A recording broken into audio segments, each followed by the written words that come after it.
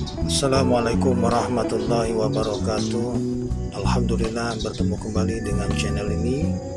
Terima kasih atas dukungannya selama ini. Dan bagi rekan-rekan yang baru berkunjung atau baru menemukan channel ini, kami mohonkan bantuannya untuk mensupport channel ini dengan cara subscribe-nya, like-nya, komennya, dan juga klik lonceng notifikasinya agar kami terus bersemangat membagikan info-info terbaru, dan juga kami berharap apa yang kami sajikan dapat berguna dan bermanfaat bagi kita semua. Baiklah, untuk mengawali pembahasan kita pada kali ini, mari seperti biasa, mari kita awali dengan bersama melafazkan lafaz Bismillahirrahmanirrahim. Soal yang pertama, kemampuan peserta didik untuk membina hubungan dan kemampuan memotivasi diri, termasuk kecerdasan: A. Kognitif, B. Sosial, C. Emosional, D. Moral. Dan jawaban yang tepat untuk soal ini ditunjukkan pada poin C, yaitu kecerdasan emosional. Soal yang berikutnya, seorang siswa diminta untuk mengidentifikasi masalah yang mereka hadapi. Lalu, masalah itu didiskusikan dalam kelompok untuk mendapatkan solusinya. Ilustrasi ini berkaitan dengan perkembangan ... Pilihan jawabannya: A. Kemampuan kognitif, B. Kemampuan interaksional, C. Kemampuan integrasi diri, D. Kemampuan komunikatif. Dan jawaban yang tepat untuk soal ini ditunjukkan pada poin A, yaitu kemampuan kognitif. Soal yang berikutnya, pernyataan berikut yang menjelaskan makna istilah kognitif adalah. Pilihan jawabannya: A. Kemampuan berkomunikasi, B. Kemampuan untuk memecahkan masalah, C. Kemampuan berinteraksi, D. Kemampuan untuk mengintegrasikan diri. Dan jawaban yang tepat untuk soal ini ditunjukkan pada poin B, yaitu kemampuan untuk memecahkan masalah. Soal yang selanjutnya, seorang peserta didik merasa kurang bersemangat pada jam usai pembelajaran. Dia bahkan lebih senang tinggal di sekolah sampai sore. Petugas kebersihan sekolah sampai menyuruhnya pulang karena matahari hampir tenggelam. Peserta didik tersebut dicurigai memiliki hambatan pengembangan potensi berupa faktor A. Intelijensi dan kognitif, B. Budaya dan pembiasaan, C. Keluarga dan lingkungan masyarakat, D. Emosional dan kepribadian. Dan jawaban yang tepat untuk soal ini ditunjukkan pada poin C, yaitu keluarga dan lingkungan masyarakat. Soal yang berikutnya, peserta didik telah memiliki moralitas benar-benar diinternalisasikan dan tidak didasarkan pada standar-standar orang lain. Dia mengenal tindakan moral alternatif, menjajaki pilihan-pilihan, dan kemudian memutuskan berdasarkan suatu kode moral pribadi. Hal ini merupakan contoh perilaku moral spiritual pada tahapan A. Penalaran pasca konvensional, B. Penalaran konvensional, C. Penalaran prakonvensional, D. Penalaran interkonvensional. Dan jawaban yang tepat untuk soal ini ditunjukkan pada poin A, yaitu penalaran pasca konvensional. Soal yang berikutnya, seorang peserta didik selalu ingin mendominasi dalam suatu kelompok belajar. Dia tidak memberi kesempatan anggota lain untuk mengungkapkan pendapat. Jika teman lain yang memimpin dan mengendalikan jalannya diskusi, ia memisahkan diri dan cenderung belajar sendiri. Peserta didik tersebut mengalami permasalahan dalam perkembangan. Pilihan jawabannya A. Sosial emosional, B. Kognitif, C. Moral, D. Spiritual. Dan jawaban yang tepat untuk soal ini ditunjukkan pada poin A, yaitu sosial emosional. Soal yang berikutnya.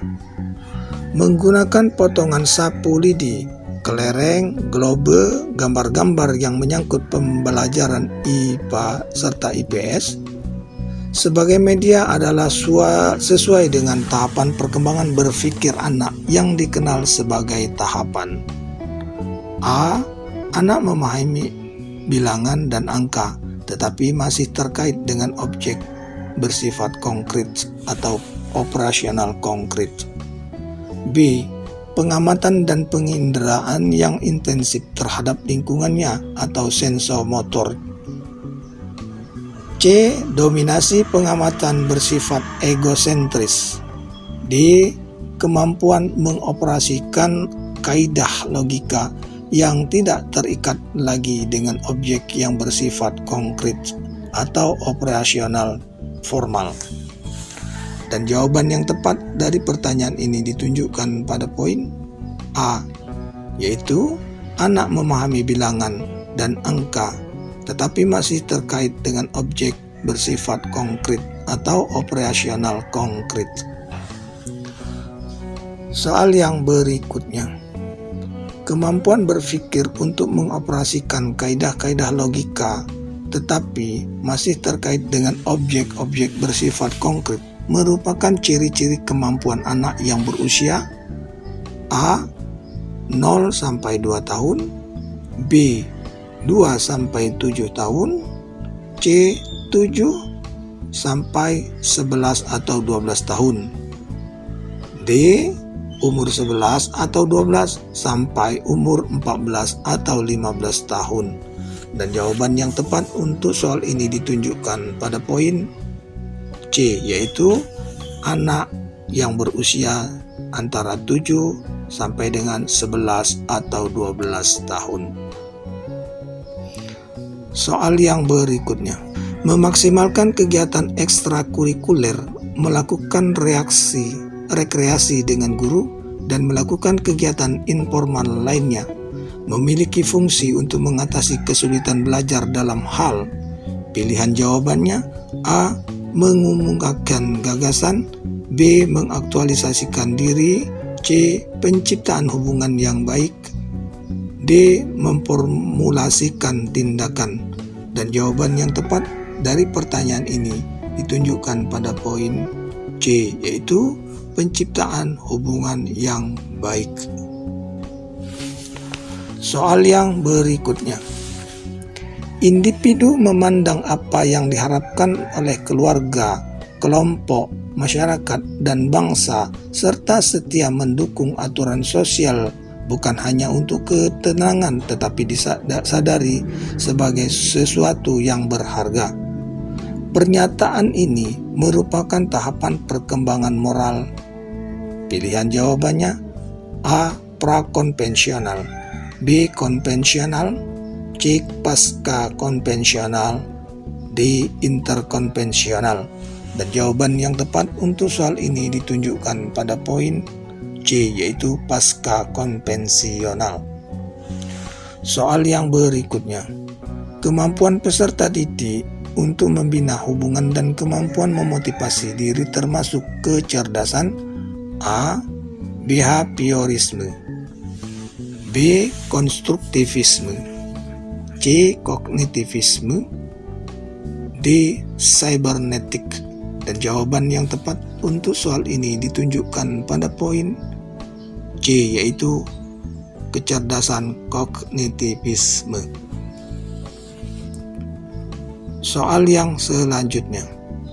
Di dalam proses pembelajaran, para siswa dihadapkan dengan situasi di mana ia bebas untuk mengumpulkan data, membuat dugaan atau hipotesis, mencoba-coba atau trial and error, mencari dan menemukan keteraturan atau pola, mengeneralisasi atau menyusun rumus beserta bentuk umum, membuktikan benarnya atau tidaknya dugaannya itu. Hal ini merupakan penerapan teori belajar A. Sibernetik, B.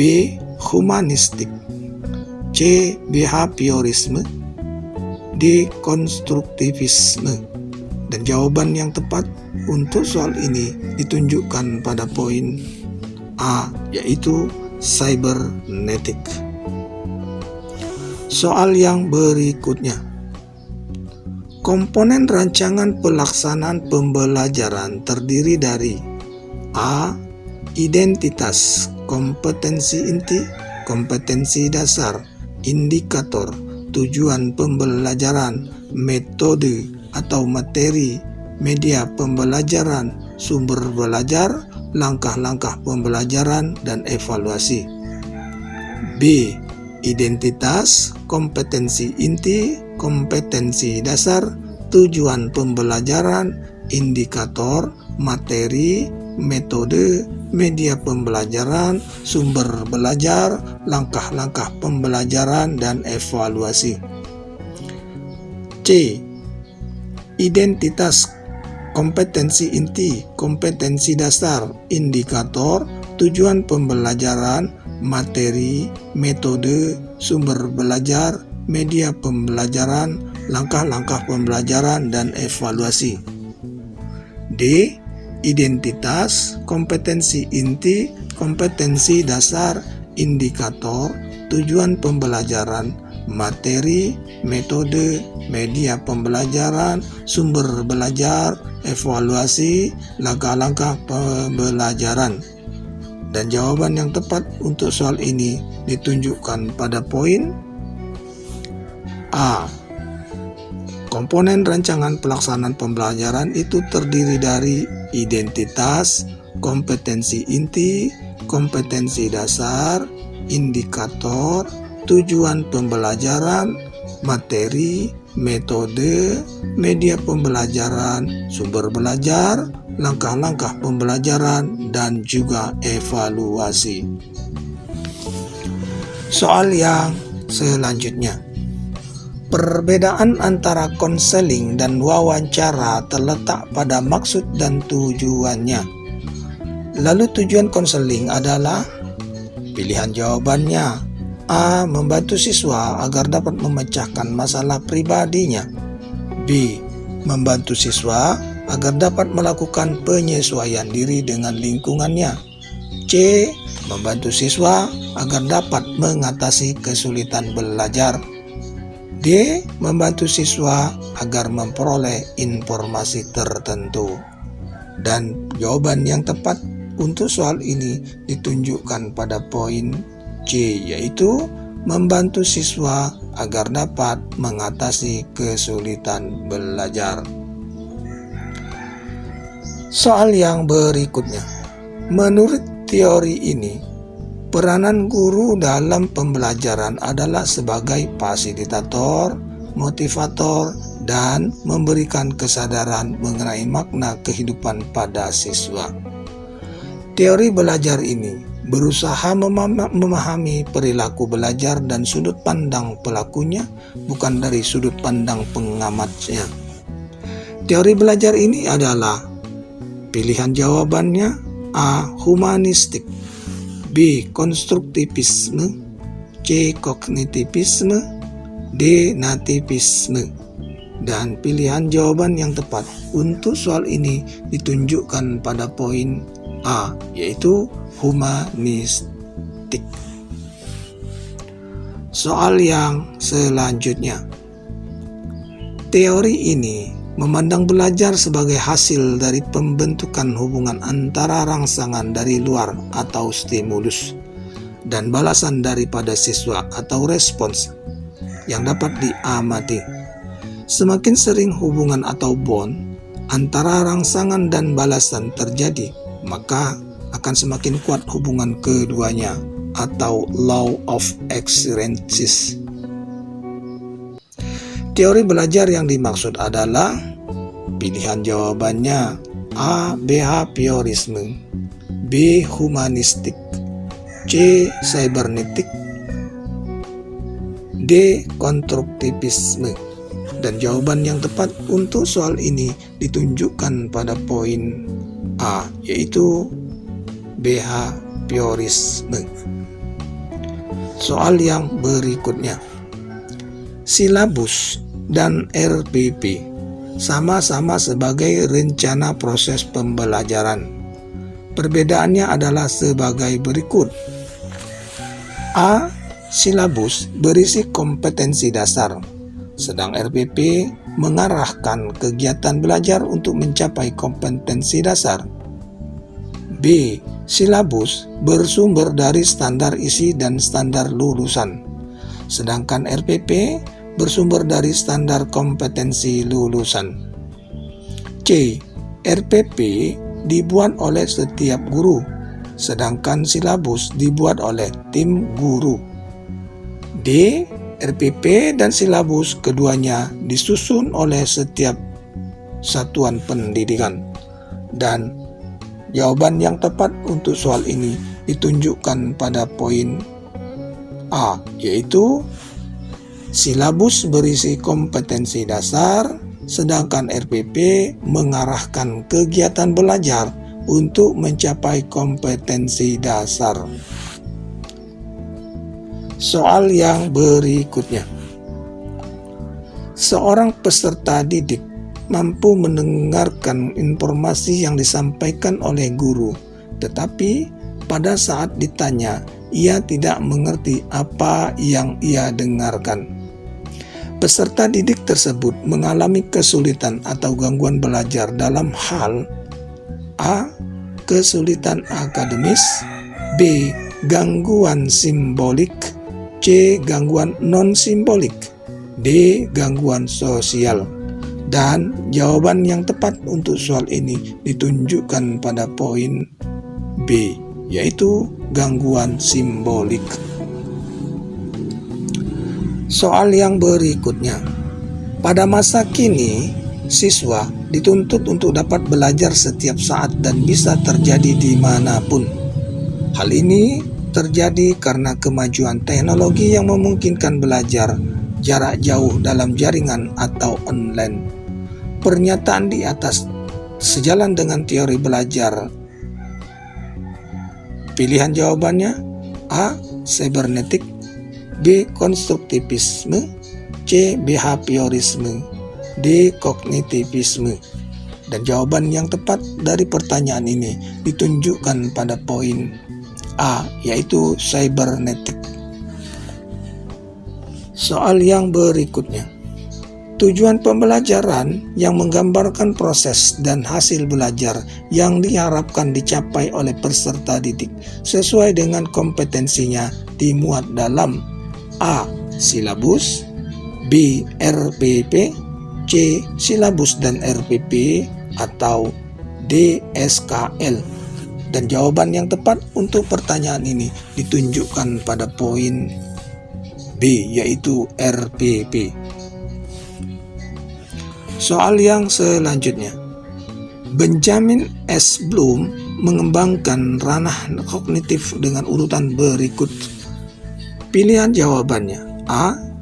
Ingatan, pemahaman, analisis, aplikasi, sintesis, dan evaluasi. B. Ingatan, pemahaman, aplikasi, analisis, sintesis, dan evaluasi. C. Ingatan, pemahaman, sintesis, aplikasi, analisis, dan juga evaluasi. D. Ingatan, pemahaman, analisis, aplikasi, evaluasi, dan sintesis. Dan jawaban yang tepat dari pertanyaan ini ditunjukkan pada poin B, yaitu ingatan, pemahaman, aplikasi, analisis, sintesis, dan juga evaluasi. Soal yang selanjutnya. Faktor yang penting dipertimbangkan guru dalam melaksanakan diskusi pemecahan masalah proses pembelajaran adalah? Pilihan jawabannya: A. Waktu yang tersedia untuk melaksanakan diskusi. B. Rumusan masalah yang harus didiskusikan. C. Jumlah peserta didik yang mengikuti pembelajaran. D. Motivasi belajar terhadap siswa. Dan jawaban yang tepat untuk soal ini ditunjukkan pada poin B, yaitu rumusan masalah yang harus didiskusikan. Soal yang berikutnya, prinsip sistematis sebagai salah satu prinsip pengembangan silabus artinya. Pilihan jawabannya: A. Cakupan, kedalaman, tingkat kesukaran, dan urutan penyajian materi dalam silabus sesuai dengan tingkat perkembangan fisik, intelektual, sosial, emosional, dan spiritual peserta didik. B. Adanya hubungan yang konsisten antara kompetensi dasar, indikator, materi pokok atau pembelajaran, pengalaman belajar, sumber belajar, dan sistem penilaian. C. Cakupan indikator, materi pokok atau pembelajaran, pengalaman belajar, sumber belajar, dan sistem penilaian cukup untuk menunjang pencapaian kompetensi dasar. D. Komponen-komponen silabus saling berhubungan secara fungsional dalam mencapai kompetensi. Dan jawaban yang tepat untuk soal ini ditunjukkan pada poin C, yaitu cakupan indikator, materi pokok atau pembelajaran, pengalaman belajar, sumber belajar, dan sistem penilaian cukup untuk menunjang pencapaian kompetensi dasar. Alhamdulillah, demikian pembahasan kita pada kali ini. Semoga apa yang kami sajikan ini bermanfaat dan berguna bagi kita semua. Dan semoga Allah Subhanahu wa Ta'ala meridhoi, memberkahi, dan memberi pertolongan kepada kita sehingga kita dapat menjalankan ujian dengan baik dan benar. Demikian, terima kasih atas perhatian, terima kasih atas dukungannya. Wassalamualaikum warahmatullahi wabarakatuh.